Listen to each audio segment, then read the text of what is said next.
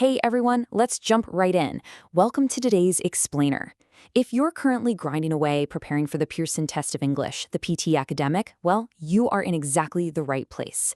Today, we're going to completely demystify the PTE. We aren't just going to rehash standard test prep. No, we're going right under the hood to crack the PTE AI black box, and we're going to use the algorithm's very own rules to your advantage. You know what's crazy? Perfectly fluent English speakers, people who live, work, and communicate in English effortlessly every single day, sometimes just completely bomb the PTE. It's a massive point of frustration, right?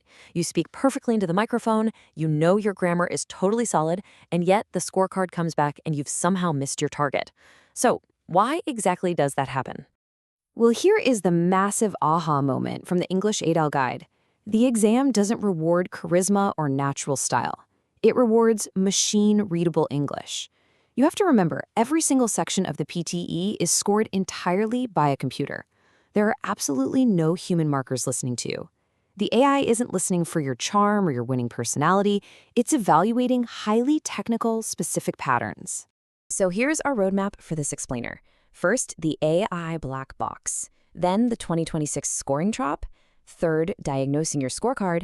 And finally, beating the algorithm. Let's get to it. All right, part one, the AI black box. Let's look inside Pearson's AI. The sheer scale of the data behind this test is just staggering. According to Dr. Bill Bonk, who is the Director of Research Services at Pearson, the AI goes through a rigorous four-step machine learning process. First, experts create the framework. Second, they collect real sample responses. Third, they train the computer model. And here's the jaw-dropping part. The speech recognition software is trained on over 400,000 spoken responses, and the essay assessor trained on 50,000 human-graded essays. Finally, step 4 is testing the model against new human ratings to ensure strict correlation. It's a massive operation. And this really illustrates the core difference between human and machine grading. You see, a human examiner naturally grades holistically. They experience this halo effect where, say, your great vocabulary might actually unconsciously bump up your grammar score in their head. But the PTE AI? Absolutely not. It focuses on individual micro-features with literal laser precision. It calculates things like the exact milliseconds between your phrases. It isolates every single trait.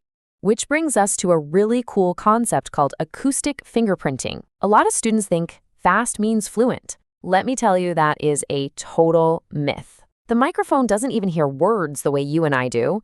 It literally just hears sound waves. The AI is looking for chunking, grouping words together logically. As PTE instructor Saurav Busal points out, if you rush and hit even a half-second micro-hesitation, the machine aggressively docks your fluency score. It wants a steady-state flow.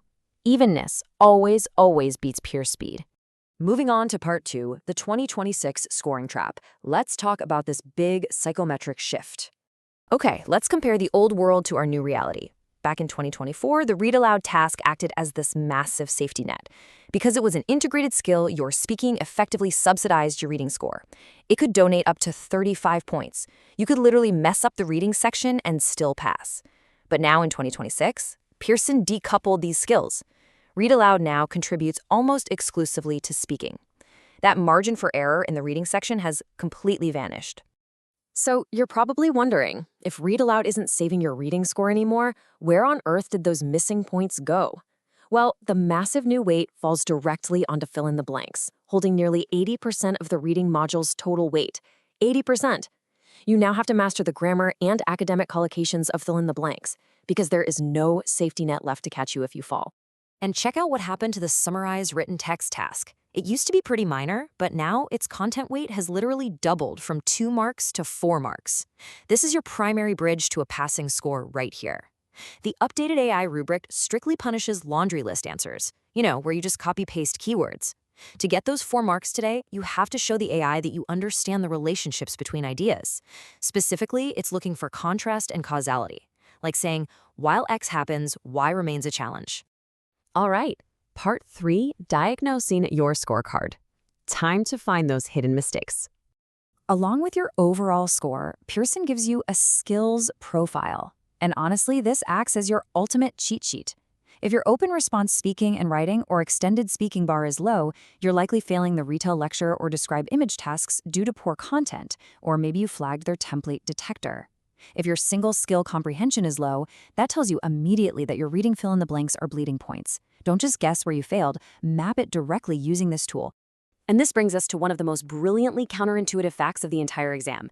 50% of your listening score comes directly from speaking tasks. I see so many students say, man, my listening was excellent, but my score is so low. Listen, if your retell lecture or repeat sentence is weak, your listening score is already dragged down before you even reach the listening module. Finally, part 4, beating the algorithm. Let's feed the AI exactly what it wants. First up, we absolutely must avoid the template trap. A lot of test takers rely on robotic, memorized templates they found on some forum years ago. But the modern 2026 AI is actively trained to hunt for these. If the system detects a 100% match with a known, pre-recorded script, it slaps a massive penalty on your content score.